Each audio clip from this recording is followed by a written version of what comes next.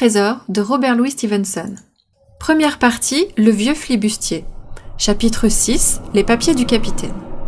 Nous allâmes bon train jusqu'à la porte du docteur Livesey, où l'on fit halte. La façade de la maison était plongée dans l'obscurité. Monsieur Dance m'ordonna de sauter à bas et d'aller frapper, et Dogger me prêta son étrier pour descendre. La porte s'ouvrit aussitôt et une servante parut.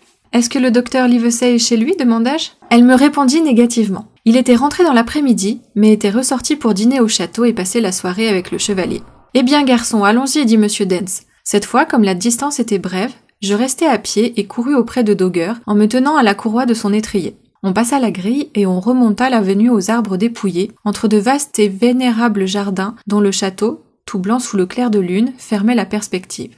Arrivé là, monsieur Dance mit pied à terre et fut au premier mot introduit dans la maison, où je l'accompagnai. Nous suivîmes le valet au long d'un corridor tapissé de nattes et pénétrâmes enfin dans une bibliothèque spacieuse aux multiples rayons chargés de livres et surmontés de bustes, où le chevalier et le docteur Livesey fumaient leurs pipes, assis aux deux côtés d'un feu ronflant. Je n'avais jamais vu le chevalier d'aussi près. C'était un homme de haute taille, dépassant 6 pieds, et de carrure proportionnée, à la mine fière et brusque, au visage tanné, coupe-rossé et ridé par ses longues pérégrinations.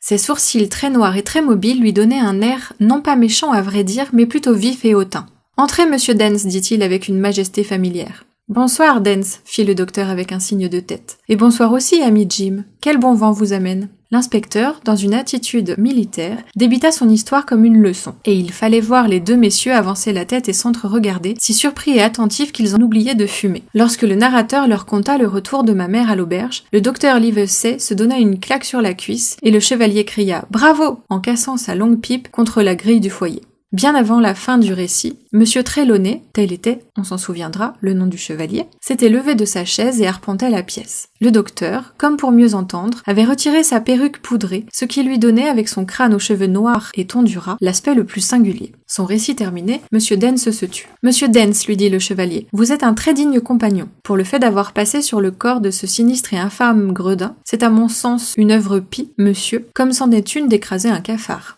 Notre petit Hawkins est un brave à ce que je vois. Hawkins, voulez-vous sonner ? Monsieur Dance boira bien un verre de bière. » Ainsi donc, Jim, interrogea le docteur, vous avez l'objet qu'il cherchait, n'est-ce pas ? Le voici, monsieur. Et je lui remis le paquet de toile cirée. Le docteur l'examina en tous sens. Visiblement, les doigts lui démangeaient de l'ouvrir, mais il s'en abstint et le glissa tranquillement dans la poche de son habit. Chevalier, dit-il. Quand Dance aura bu sa bière, il va, comme de juste, reprendre le service de sa majesté. J'ai l'intention de garder Jim Hawkins. Il passera la nuit chez moi. En attendant, il faut qu'il soupe et avec votre permission, je propose de lui faire monter un peu de pâté froid. Bien volontiers, Livesey, répliqua le chevalier. Mais Hawkins a mérité mieux que du pâté froid. En conséquence, un copieux ragoût de pigeon me fut servi sur une petite table et je mangeai avec appétit, car j'avais une faim de loup. Monsieur Dance, comblé de nouvelles félicitations, se retira enfin. « Et maintenant, chevalier ?» dit le docteur. « Et maintenant, Livesey ?» dit le chevalier, juste en même temps. « Chacun son tour, pas tous à la fois », plaisanta le docteur Livesey. « Vous avez entendu parler de ce Flint, je suppose. »« Si j'ai entendu parler de lui, » s'exclama le chevalier, « vous osez le demander, c'était le plus atroce forban qui eût jamais navigué. Comparé à Flint, Barbe-Bleue n'était qu'un enfant. Les Espagnols avaient de lui une peur si excessive que, je vous le déclare, monsieur, il m'arrivait parfois d'être fier qu'il fût anglais. J'ai vu de mes yeux paraître ses huniers au large de l'île Trinité. Et le lâche fils d'Ivrognès qui commandait notre navire s'est enfui. Oui, monsieur, s'est enfui et réfugié dans le port d'Espagne. Eh bien, moi aussi j'ai entendu parler de lui en Angleterre, reprit le docteur. Mais ce n'est pas la question. Dites-moi, possédait-il de l'argent ? S'il possédait de l'argent ? Mais n'aviez-vous donc pas écouté l'histoire ? Que cherchaient ces canailles sinon de l'argent ? De quoi s'inquiètent-ils sinon d'argent ? Pourquoi risqueraient-ils leur peau infâme sinon pour de l'argent ? C'est ce que nous allons voir, repartit le docteur. Mais vous prenez feu d'une façon déconcertante, et avec vos exclamations, je n'arrive pas à placer un mot. Laissez-moi vous interroger. En admettant que j'ai ici dans ma poche un indice capable de nous guider vers le lieu où Flint a enterré son trésor, croyez-vous que ce trésor serait considérable ? S'il serait considérable, monsieur, il le serait tellement que, si nous possédions l'indice dont vous parlez, je nolise un bâtiment dans le port de Bristol, je vous emmène avec Hawkins, et j'aurai ce trésor. Dû sa recherche me prendre 1 an. Parfait. Alors donc, si Jimmy consent, nous ouvrirons le paquet. Et il le déposa devant lui sur la table. Le paquet était cousu, ce qui força le docteur à prendre dans sa trousse ses ciseaux chirurgicaux pour faire sauter les points et dégager son contenu, à savoir un cahier et un pli scellé. « Voyons d'abord le cahier, dit le docteur. Celui-ci m'avait appelé auprès de lui, mon repas terminé, pour me faire participer au plaisir des recherches. Nous nous penchâmes donc, le chevalier et moi, par-dessus son épaule, tandis qu'il ouvrait le document. On ne voyait sur sa première page que quelques spécimens d'écriture, comme on en trace la plume à la main, par désœuvrement ou pour s'exercer. J'ai retrouvé le texte du tatouage. Billy Bones s'en fiche. Et aussi M.W. Bones, premier officier. Il l'a eu au large de Palm Key, et d'autres bribes, principalement des mots isolés et dépourvus de signification. Je me demandais qui l'avait eu, et ce qu'il avait eu. Un coup de poignard dans le dos apparemment. Cela ne nous apprend pas grand-chose, dit le docteur Livesey en tournant le feuillet. Les 10 ou 12 pages suivantes étaient remplies par une singulière liste de recettes. Une date figurait à un bout de la ligne, et à l'autre bout la mention d'une somme d'argent, comme dans tous les livres de comptabilité, mais entre les deux mentions il n'y avait, en guise de texte explicatif, que des croix en nombre variable. Ainsi, le 12 juin 1745, une somme de 70 livres était nettement portée au crédit de quelqu'un, et 6 croix remplaçaient la désignation du motif. Par endroit, un nom de lieu s'y ajoutait, comme au large de Caracas, ou bien une simple citation de latitude et longitude, par exemple, 62, 17, 20, 19, 2, 40. Les relevés s'étendaient sur une vingtaine d'années. Les chiffres des recettes successives s'accroissaient à mesure que le temps s'écoulait, et à la fin, après 5 ou 6 additions fautives, on avait fait le total général, avec ces mots en regard, pour Bones, sa pelote. « Je n'y comprends rien, cela n'a ni queue ni tête, dit le docteur. C'est pourtant clair comme le jour, s'écria le chevalier. Nous avons ici le livre de compte de ce noir scélérat.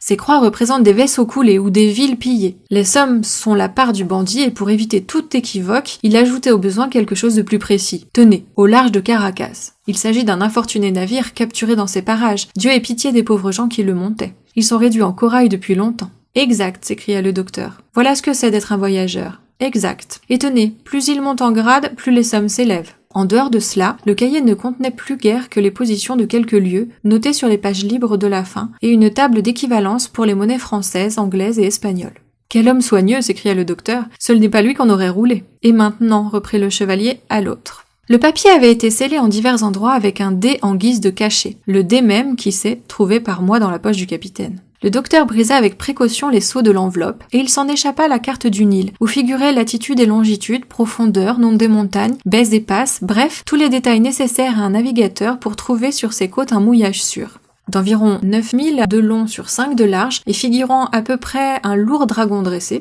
elle offrait 2 havres bien abrités, et vers son centre, un mont dénommé la Longue Vue. Il y avait quelques annotations d'une date postérieure, en particulier 3 croix à l'encre rouge, dont 2 sur la partie nord de l'île et une au sud-ouest, plus, à côté de cette dernière, de la même encre rouge et d'une petite écriture soignée sans nul rapport avec les caractères hésitants du capitaine, ces mots, ici le principal du trésor. Au verso, la même main avait tracé ses instructions complémentaires. Grand arbre, contrefort de la Longue Vue, point de direction NNE, quart N. Île du squelette, ESE, quart E.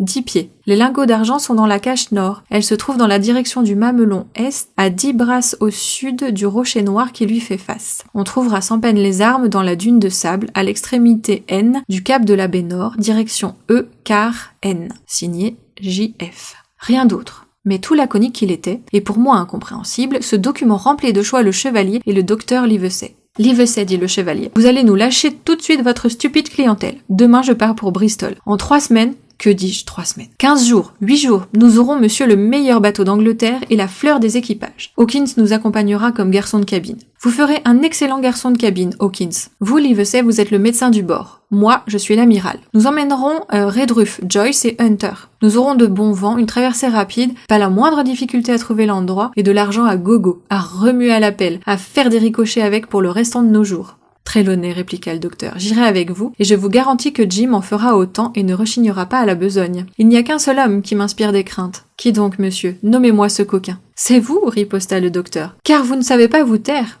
Nous ne sommes pas les seuls à connaître l'existence de ce document. Ces individus qui ont attaqué l'auberge cette nuit, ces gredins audacieux et sans scrupules, et leurs compagnons restés à bord du chasse-marée, et d'autres encore, je suppose, pas bien loin d'ici, du premier au dernier, sont décidés à tout pour obtenir cet argent. Aucun de nous ne doit demeurer seul jusqu'au moment de l'appareillage. En attendant, Jim et moi, nous restons ensemble, et vous emmenez Joyce et Hunter pour aller à Bristol.